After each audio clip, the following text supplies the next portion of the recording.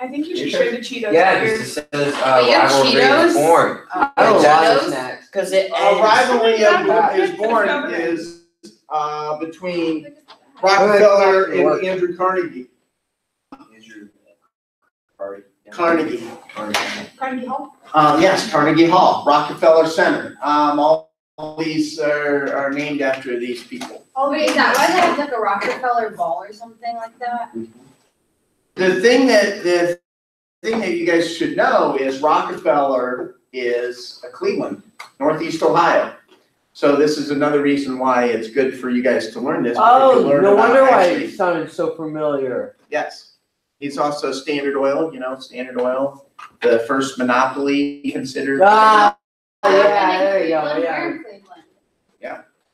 So, something good for you guys to know from an historical perspective of the fact that where Rockefeller's from and how he got his start. Yes. Just rewatch the video. Maybe you need like some meds. Like less sugar. Yeah. Maybe we should have just Maybe I all should eating eat donuts. You guys will fall asleep during this and then I'll explain it later. Okay, so let's go ahead and get started on this and then we'll talk about it when we're done. Cornelius Vanderbilt may be the richest and most powerful man in the country. And what he wants. But he has no idea. Encounter.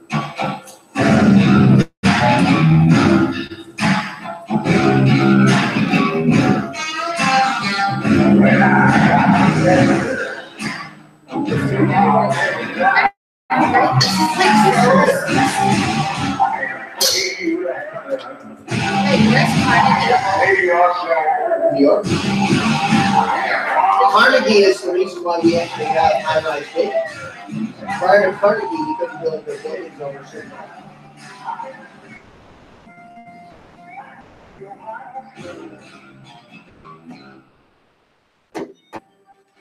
You play cards, Mr. Rockefeller?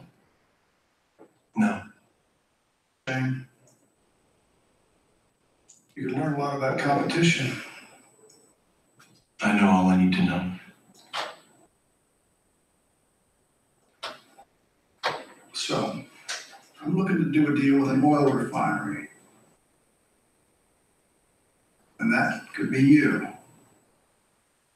Exclusive deal. $1.65 a barrel. That's a discount of more than a third. There's several refineries in Cleveland. Such a deal. Because I'll fill all your trains with my oil.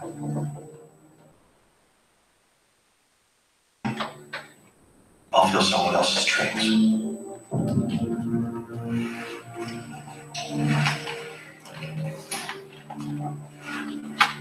Vanderbilt's probably going, I like this guy. Yeah, everyone's like,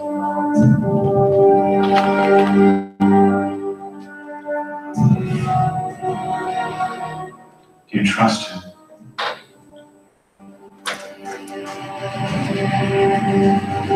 Rockefeller may have gotten the rate he was looking for, but in return, he's agreed to provide Vanderbilt with over 60 train cars of oil every day. The problem is, Rockefeller has no way to produce that much kerosene. His capacity is less than half of that. Rockefeller has overpromised, but he knows the deal with Vanderbilt will be the opportunity he's been waiting for. He just needs to find a way to produce more kerosene. It's a daunting task, but John D. Rockefeller has been beating the odds his entire life.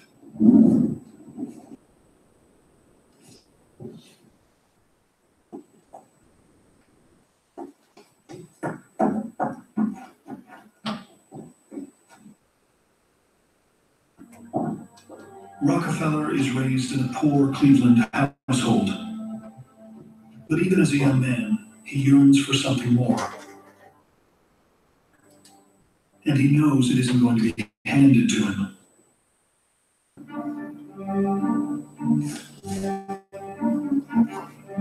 As a young man, he shows a strong entrepreneurial streak. In small business, selling candy to local children. Thank you very much. From an early age, Rockefeller helps to support his family. Mostly because he was never able to rely on his father. It cures cancer. Folks, that is right, it cures cancer. Now you're asking yourself, sir, I bet in your mind you're saying, Bill, is this true? John Rockefeller's father is a con man. Rebecca, I met 7 years ago, she had pneumonia. Cleveland as Devil Bill. Who would like to buy some? $1.25 a bottle, yes He sir. disappears for months at a time, leaving his family without money to support themselves. I'm only here for 1 day. Once I'm gone, I am gone. I may not be back.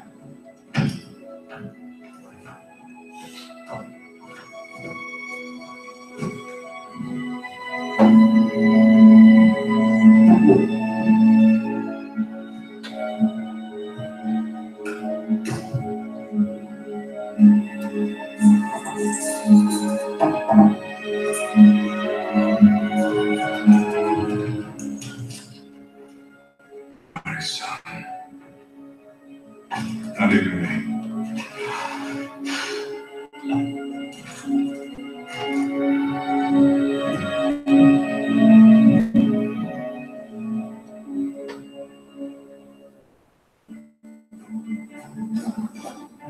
With his father gone, Rockefeller is forced to quit school and get a job to support his mother and siblings. His work ethic and intuition will become the building blocks for the American dream. My great-grandfather, John D. Rockefeller, an absolutely brilliant businessman. When he started out, he wasn't even in oil or anything. You know, he worked at it very, very hard, and there's an ethic in the Rockefeller family of hard work. Stuck in a dead-end job, he becomes fixated on finding a big idea and taking a chance.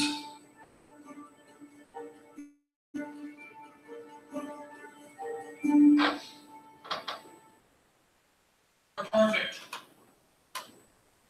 Even as your Father, which is in heaven, is perfect.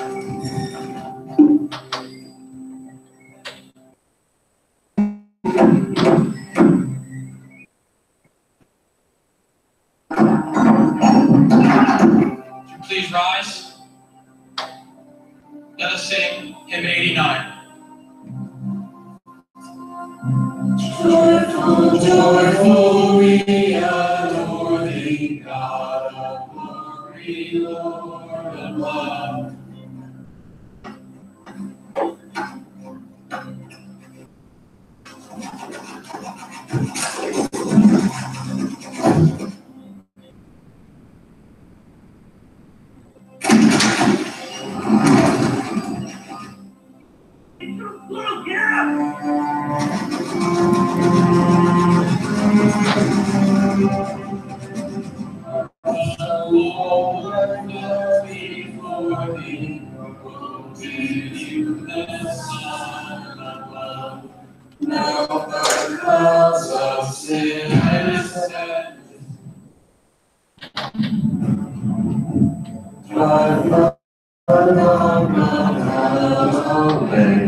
Give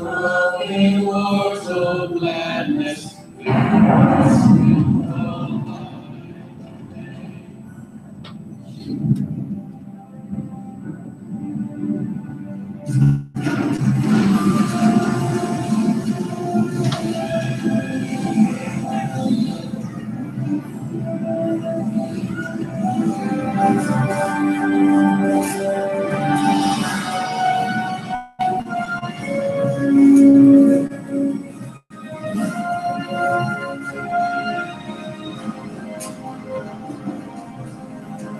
thing they're all wearing black.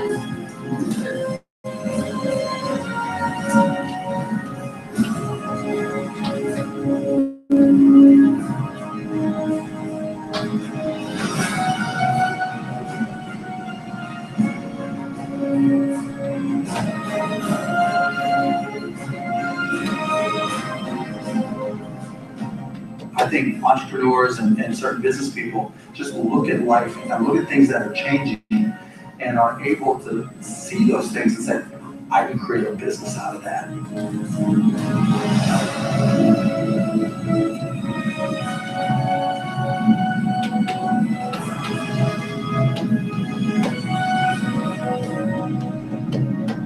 Rockefeller realizes oil has the potential to change the world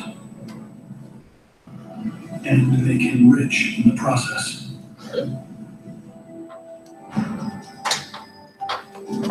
But Rockefeller knows that drilling for oil is a gamble, filled with uncertainty. Since he doesn't believe in luck, he starts looking for a way to make money from oil without the risk. For efficiency. And there was probably something in him that looked at the production process and saw how wasteful that was. In the first place, you drilled wells and they turned up dry. And then you drilled wells and they hit a gusher and half the oil would be lost. And his sense of efficiency. Rockefeller knows there's a better way. Today, everybody wants to be an entrepreneur. They've heard these great stories, about Apple. But you know what? When you start a company, you can think what the revenues are going to be, how much it's going to be worth to shareholders. But you always need a technical element. You need somebody who knows how to do it and build the things. You need the scientists. Oil turns crude from the ground into kerosene, a clean burning fuel that can be used in lamps. Once the oil gets to 350 degrees, the kerosene starts to vaporize. You have a stable chart. How much to produce a gallon? 50, 60 cents, I don't know. Rockefeller's insight puts him one step ahead of his competitors. He believes that while gamblers drill for oil, refine it.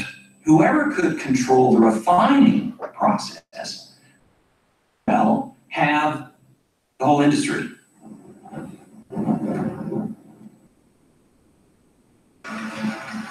At 24 years old, Rockefeller invests everything he has, about $4,000, into building his first refinery. But he struggles early on to find an edge in the industry.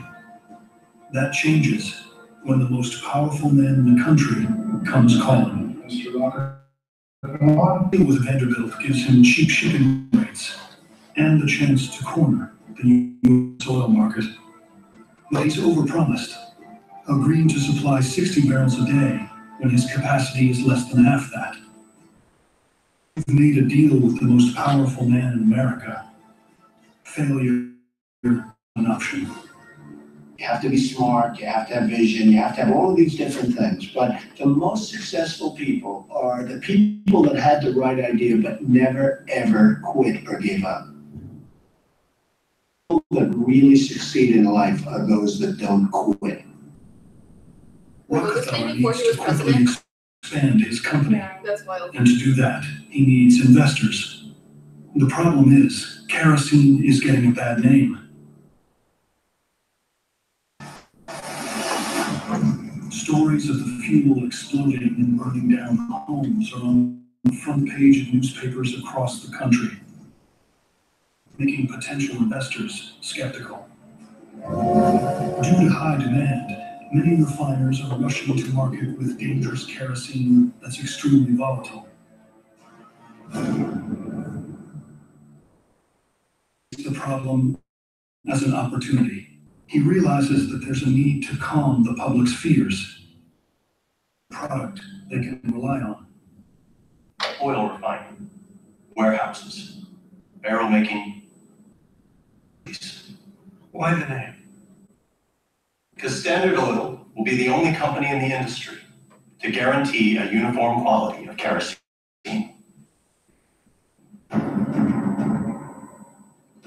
If Rockefellers have always got, they were all great salesmen. And at the end of the day, it's the salesmen who make the money. Well, you can certainly understand how Rockefeller could have Standard Oil. Pretty ambitious, organic name. He was creating a standard, and it worked. Rockefeller's Standard Oil quiets fears and immediately becomes the most sought-after product in the country. Investor after investor.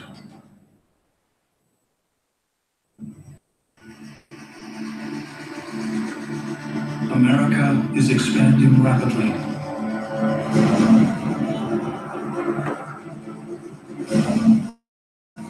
Cornelius Vanderbilt's railroads have united the country, and commerce now moves faster than ever.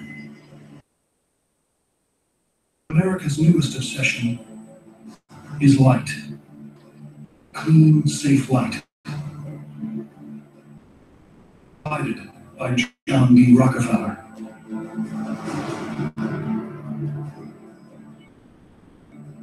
Oil is changing the world, and the Ohio refiner.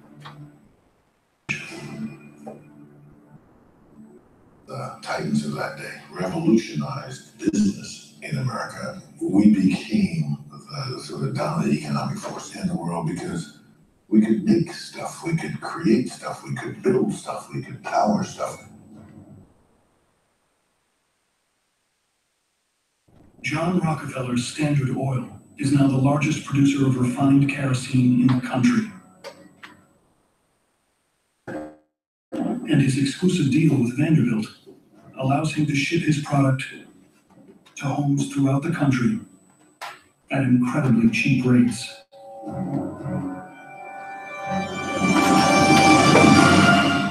But for Rockefeller, it isn't enough.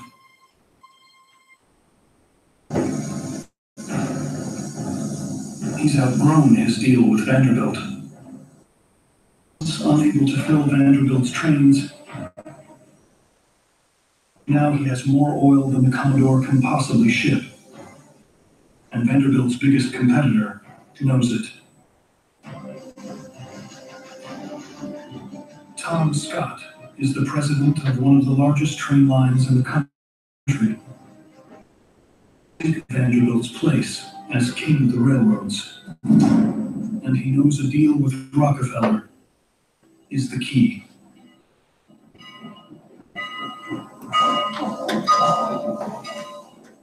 Scott heads to Cleveland with his protege, a young up-and-comer named Andrew Carnegie. As Scott's most trusted lieutenant, Carnegie has helped craft the pitch. It's an alliance between. You want a cartel between oil and railroads? I prefer to call it by. Give me the numbers. Standard Oil will receive a 40% rebate for every barrel it ships. There's over in the morning. No. A verbal contract is fine.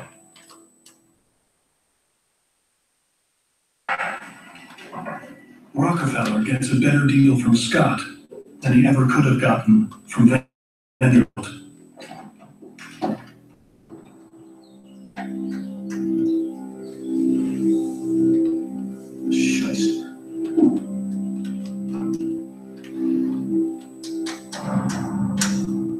The Commodore has lost his competitive edge. To the great frustration of Vanderbilt, Rockefeller very skillfully played those railroads against each other, something Rockefeller couldn't afford to let go. And so they fought very hard to get that traffic. With With the railroads in his pocket, supply every home in the nation with Standard Oil kerosene. And with all that profit, Rockefeller begins to buy out his competitors. And we need to stand together. I'm offering all of you a way out. That is high. The opportunity to sell to Standard Oil will be a godsend to you all. If you take Standard Oil stock, you and your loved ones will never know want. His intent is simple. He wants to own every refinery in the country.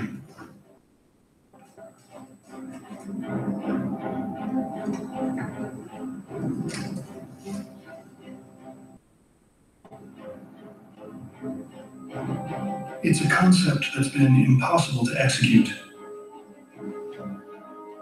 Today, we know it as a monopoly.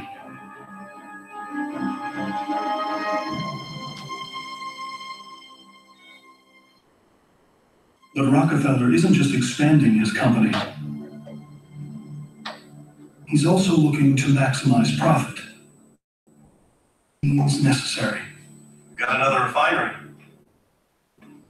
One more to the fold. Do you want me to take a look at it? No. I want you to shut it down. The business of creating monopolies, crushing opposition, did that because it was there to be done. And he could do it better than anybody else, and he made a bloody fortune out of it.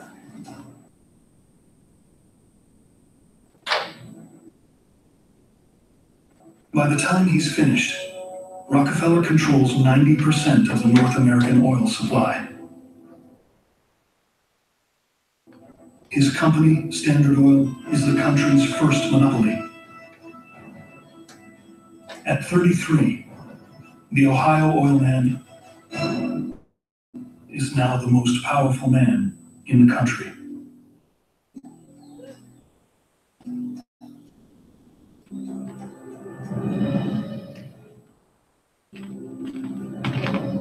The Commodore has created a monster. He realizes that the only way to combat Rockefeller is for the railroads to start working together.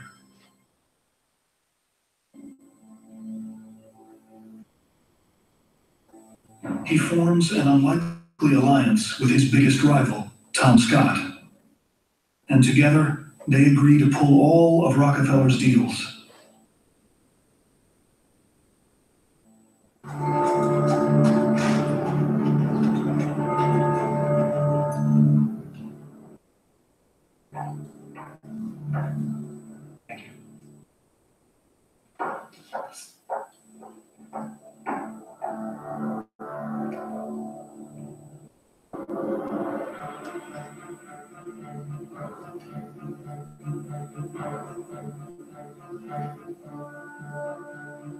To Rockefeller, the move is nothing short of a declaration of war.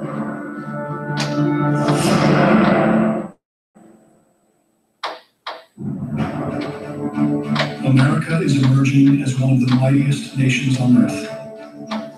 The country is now crowded with rail lines, and kerosene lights most homes. Evolution has been led by two men driven by a desire to create a world that few imagined. Commodore Cornelius Vanderbilt and John D. Rockefeller have sparked the modernization of the country. Their interests are no longer aligned. Vanderbilt has formed an unlikely alliance with Tom Scott, aimed at forcing their biggest client to pay going rates. John Rockefeller sees their actions as a declaration of war, and he's not going down without a fight. John Rockefeller had the ruthlessness that sometimes comes from utter conviction that what he was doing was right. And not just correct, but divinely inspired. And the people who opposed him weren't really entitled to their point of view because their point of view was wrong.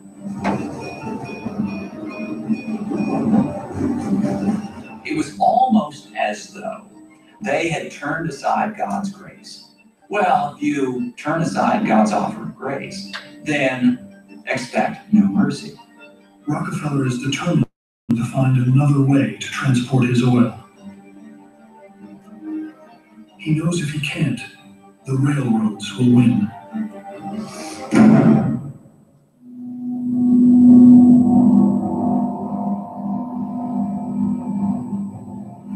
Rockefeller's solution again comes from the most unlikely of places.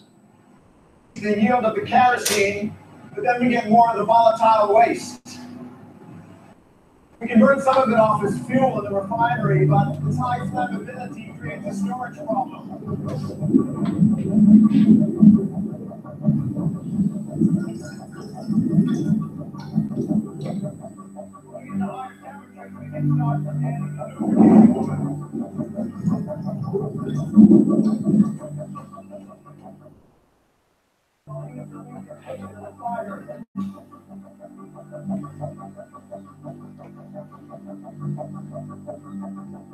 Oil in the refinery is moved using large pipes.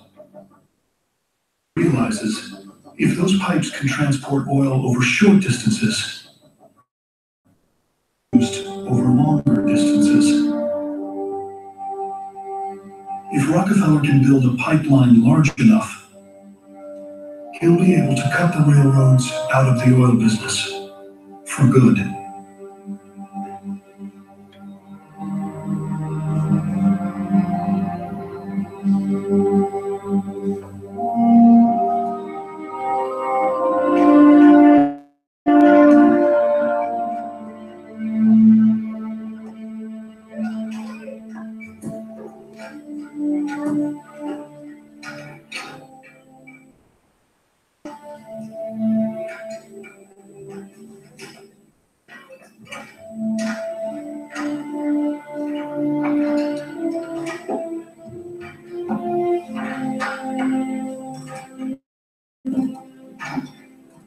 Pipeline will require a massive investment and incredible risk. But if he gets it right, Rockefeller will be able to do what he loves to do most. There probably comes early in an entrepreneur's life where you realize you're willing to do things in the business world aren't willing to do. Everybody has got ideas and everybody's got ambitions, but most people aren't willing to cross that line. And I think an entrepreneur that's successful, that's your nature. Wherever there's change, wherever there's uncertainty, there's opportunity.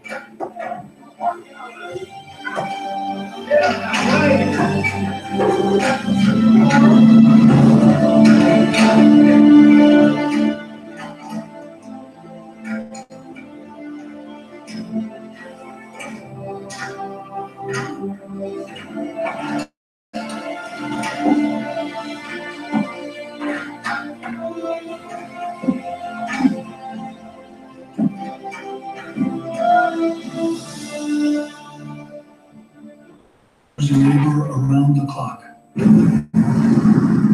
blasting through the countryside and laying over 1.5 miles of pipeline every day. Is understanding the playing field. Someone's on it, what their strengths are, what their weaknesses are. Half a mile. And what is your checkmate play? We can't do roads that fast these days. And so you're always in a yard. game, you're looking at innovation, you're looking at leapfrogging, trying to get ahead of them. You're never complacent. You're semi-paranoid about what they're doing. That's what a game is all about. By the time the pipeline is complete, it's over 4,000 miles long, stretching across Ohio and Pennsylvania and the world's most lucrative oil wells, directly to Rockefeller's refineries. John Rockefeller has finally found his way to eliminate the railroads from the oil business, and in the process, revolutionized the way oil is transported. It's very expensive to take those things down because of the environmental you have to go through today. For 25 years, the railroads have been the biggest industry in the country and the American economy. No one has ever had the nerve to take them on. Until now. Rockefeller knows that without his oil, the railroads will struggle to stay alive.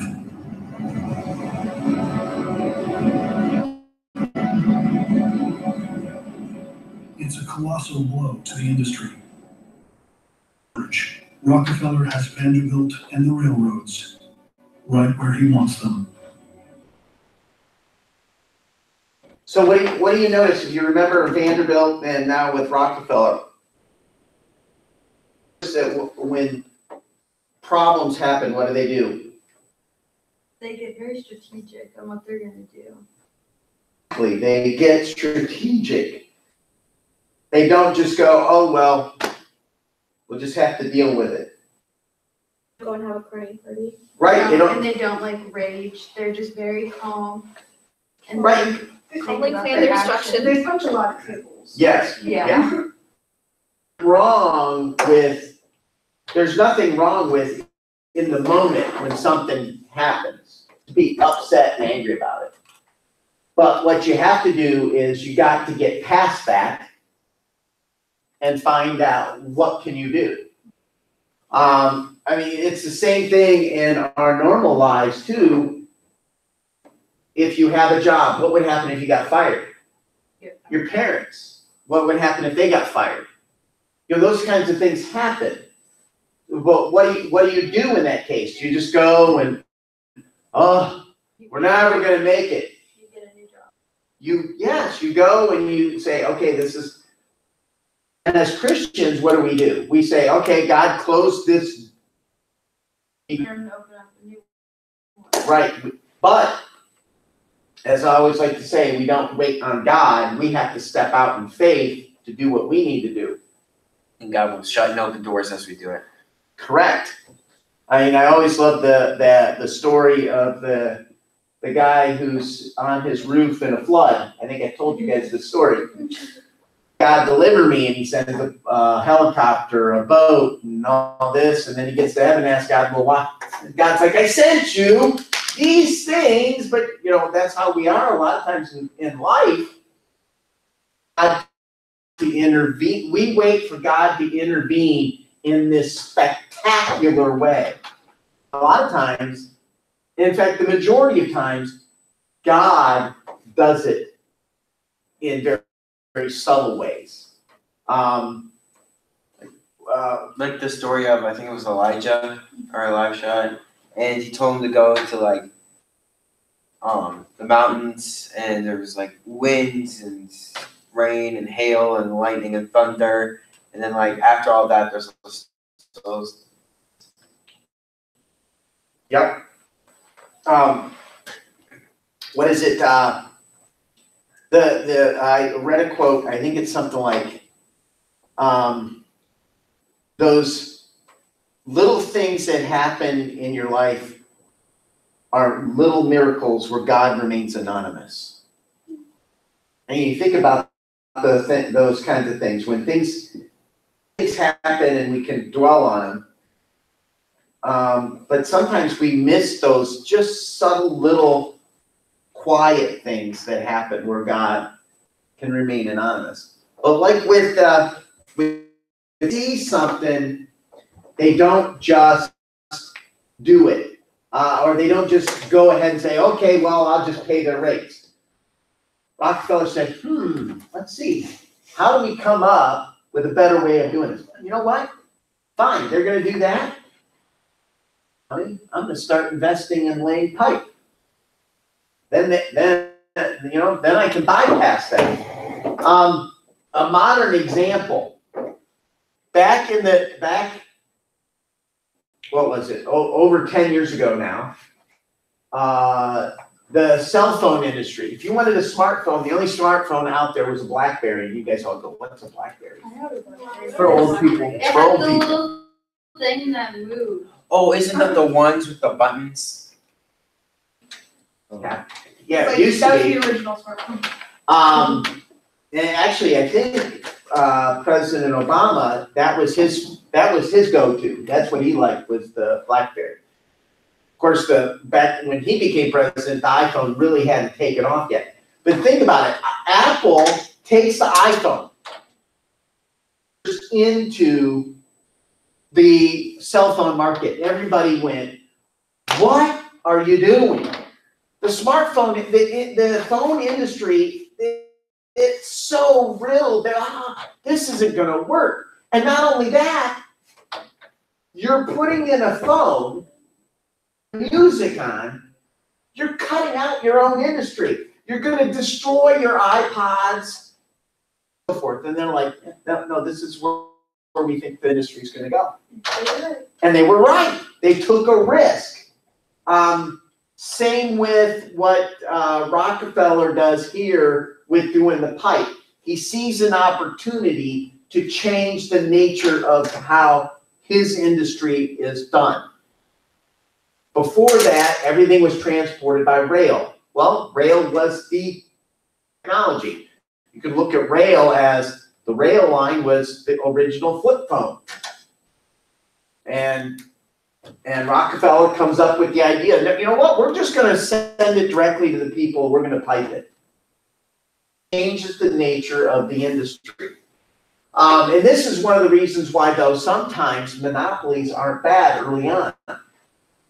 Monopoly can usually, a lot of times will have the money to drive the industry. The problem that you have, and this is why I do not, and we could talk about net neutrality at another time, but the reason why I do not like net neutrality, because what net neutrality does is actually protect they're already there. They say, well, no, this is the, no, what it really did is when they instituted it, it allowed, why do you think if net neutrality made everything fair, why was it that the big companies, Google, Facebook, in favor of net neutrality?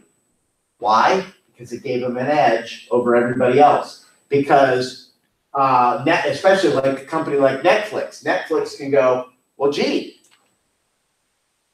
pay extra for people to stream their videos to to their house. And I'm using up all this extra bandwidth. Well then, me as Hulu, I'm going, oh, I'm trying to start this company Hulu, but I can't stream because Netflix is eating up all the bandwidth and I can't pay. So I can't get my stuff through. So net neutrality in many respects stifled a lot of growth in the industry. And anytime I ever see where the big companies want to get in on it, there's always, to me, it's like, because big companies don't want to be fair. Big companies want to win, like Rockefeller did here. What was the other example that,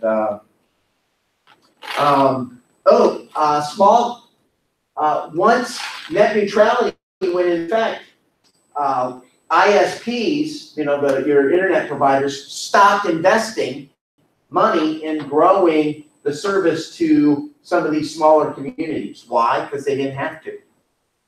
They didn't have to pay for it anymore. There was no incentive to. So you take away the incentives and people don't. I thought you turned off the TV. The United States of America is changing like never before. In just a decade, the country has become one of the most advanced on Earth.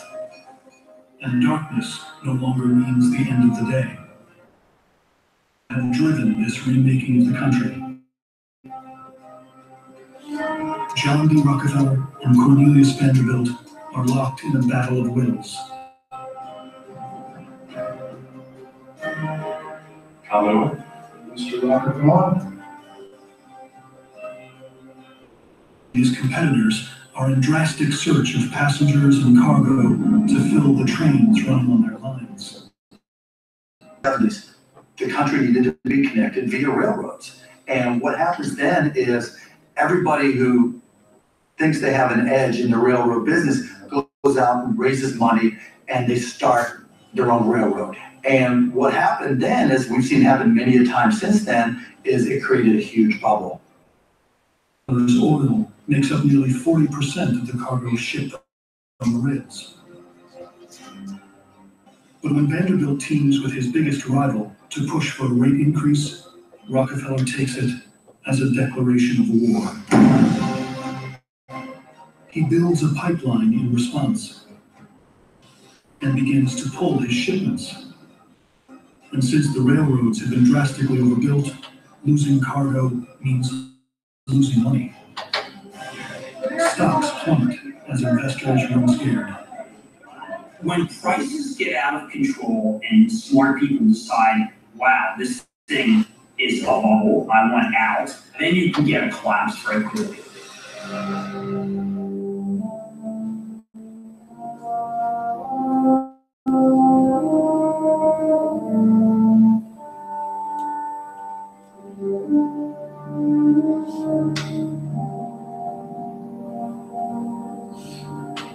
By the time the panic is through, the country's 360 railroad companies have gone bankrupt. Every crisis of this type, whether it's 2008 or 1873, has got the same roots, namely that it was unanticipated. So a necessary condition for a crisis is nobody's facing. The crash is the worst America has seen in its short history. Unsure how to prevent a complete collapse, the stock exchange shuts down and stays closed for 10 straight days.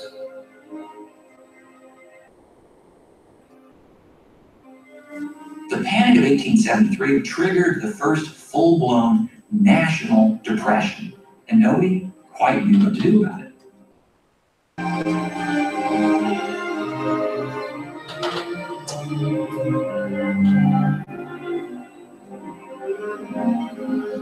For the first time, large, very large numbers of American workers were without jobs.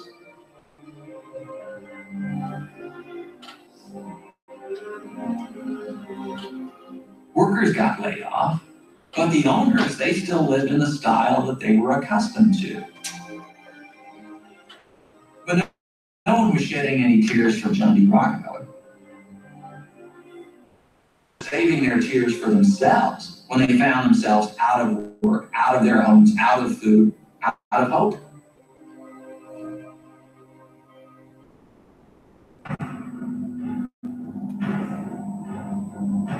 While many of the biggest companies in the country struggle to survive, Rockefeller sees opportunity. His belief in the survival of the fittest kicking in. As his competition collapses, Rockefeller picks them off, buying out bankrupt oil companies for next to nothing. I find that I do better in bad markets. I buy things in bad markets. And you can't do that in a great economy. You can't buy it. Either you're going to buy it very expensively or not be able to buy it at all. So there's a lot of opportunity I find in the bad times. By the time the Depression is through, Rockefeller has created the largest corporate empire in America. He was playing the game of industry, and he was simply better at it than everybody else. The industrial marketplace as a place for the survival of the fittest. And he was fitter than anybody else. Therefore, he survived. Not only that, therefore, he deserved to survive, and they didn't.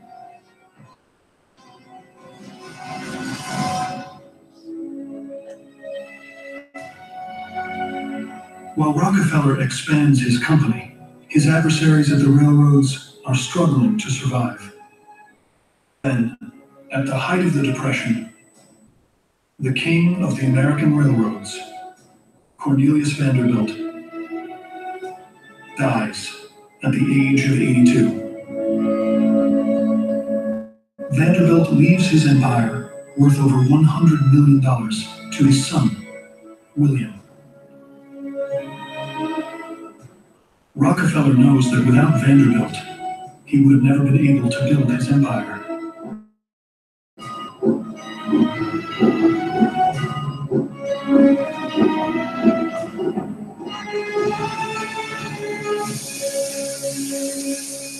But Rockefeller's last remaining adversaries refused to go down without a fight. Tom Scott and his protege, Andrew Carnegie, have managed to survive. Rockefeller's pipeline doesn't extend to Pittsburgh. He's forced to continue to use their trains. If he and Carnegie don't diversify, they won't survive.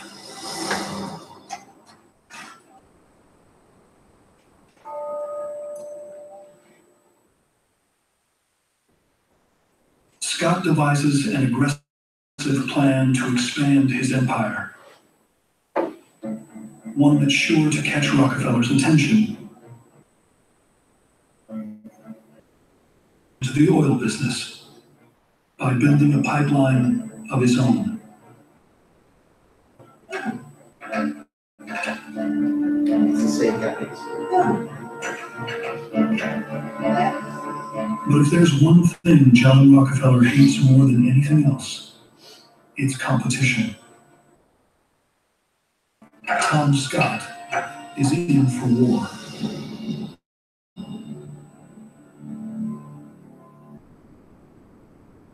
Be friendly to the Pennsylvania.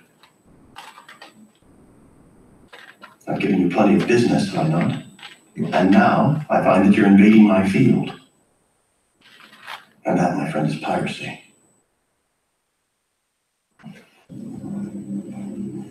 We'll take your feelings into account, Mr. Rockefeller. Your carry comes from me. If you don't retreat, I'll take it to the other railroads. As far as I'm aware, there isn't another railroad that runs from Pittsburgh to New York.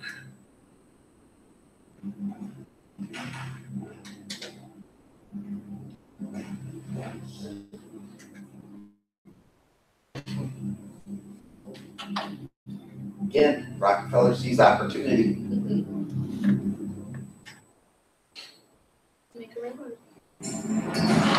America's growth after the Civil War is driven by railroads uniting the country and oil lighting the way. No one has capitalized on the growth more than John D. Rockefeller. 90% of the U.S. oil market.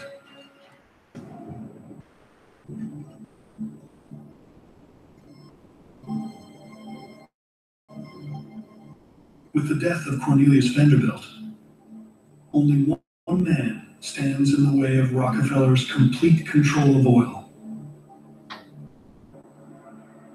Tom Scott. There was a sort of mutual admiration among the big capitalists, but it was an admiration that was accompanied by deep suspicion. The big capitalists of the day eyed each other very warily. Rockefeller looked on Tom Scott of the Penn Railroad as Tom Scott's trains transport oil to and from Rockefeller's refineries in Pittsburgh, where the Standard Oil pipeline doesn't reach. With all that leverage, Scott is confident he has the ammunition to take on Rockefeller.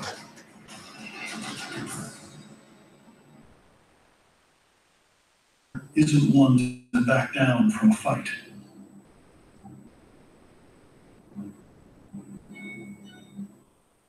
I don't want one drop of our oil traveling on the Pennsylvania. But what about the Pittsburgh refineries?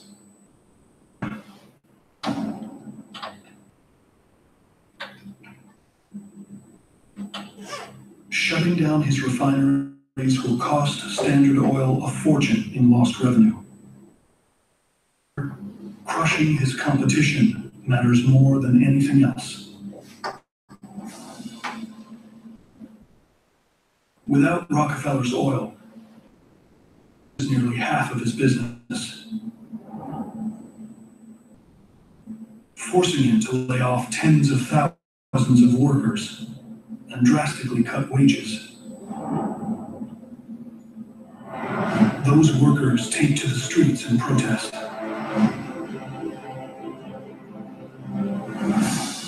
And as darkness falls on Pittsburgh, they turn violent.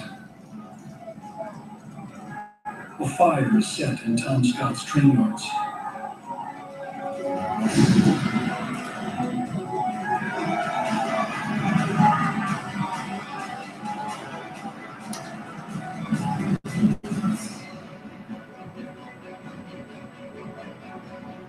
Before the night is over, more than 39 buildings and over 1,200 train cars are destroyed.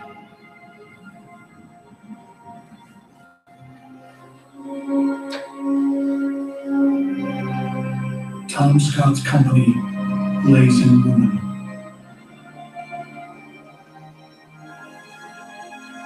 This is how capitalism works. And the big suppliers of transportation, the oil industry. And so the railroads quite naturally resisted. They dug in their heels whenever they could. Eventually they lost.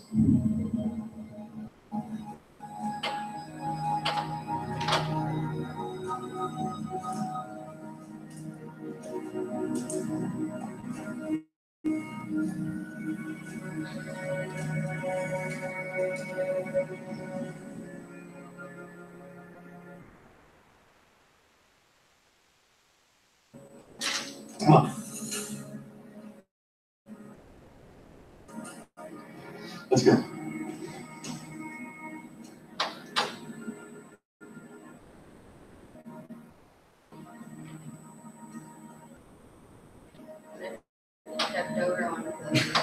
That'd be hilarious. John D. Rockefeller has replaced Cornelius Vanderbilt in America. His net worth is now over $150 million, or $225 billion today. It's dazzlingly amazing that one individual was able to corner about 98% of all the Who's the richest man in America now? eventually oil production in the world. Brilliant business person. Oh, it would be like today. I can Yeah, only today. credit Donald that Trump, like, Steve Jobs. for the way that he became that powerful. He wasn't married. Who is it? But all titans are Find out. I'm about to Google it right here. face to face. Well, yeah, he just recently changed. And his plan, go west. The thing that you notice with these guys as well is their the way they want to take risk. You know, and risk is a good thing, such a way that it's smart. You know, Tom Scott took a risk by trying to get into the oil business. To kind of diversify his goal, his Rockefeller did not diversify. One of those, it's like, listen, I'm going to own all of this because I see this as where it's going. But what eventually happens to kerosene? Kerosene for lights, electricity. Gasoline. It's electricity. No. Oh, that's Thomas Edison. No, he creates the light What bulb. did you look it up? Actually, Edison, Westinghouse, Tesla, those are the three. And actually, even J.P. Morgan, the banker, was involved in. Tesla to drive it. Like, Yeah, that's an electric car, right? Tesla. So, I have to say that you probably used this guy's service over the for Christmas. on. And guy who started Amazon's the richest man in the. That's not what Google said. What did Google say? It says number one is Bill Gates. Oh, the guy who owns Amazon is second. This year. Oh, yeah, his name is Jeff Bezos. Jeff Okay, so Bezos. if you're dead, you're no longer a man, therefore you cannot be the richest man. You could be the richest. Bill Gates is Yeah, the richest ghost in America. That's right. Okay, we will see you guys, next week. Have fun. Scared me. What are we gonna have fun with? I don't know. Figure something out. It's a little too much work.